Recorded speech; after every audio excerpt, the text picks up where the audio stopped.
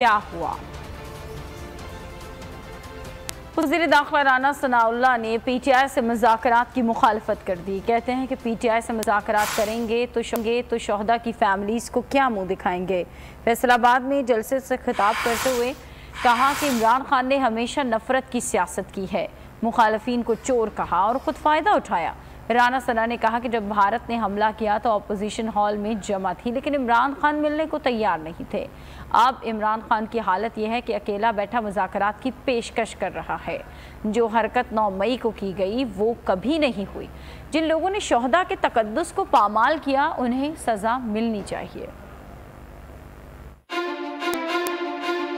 अब ये कहता है कि जी मुज़ाकरात करें, और भाई तुम्हारे साथ हम मुज़ाकरात करें तो वो शोहदा की जो फैमिलीज हैं वो फिर हमें छोड़ेंगी। वो इसने हमेशा नफरत की सियासत की।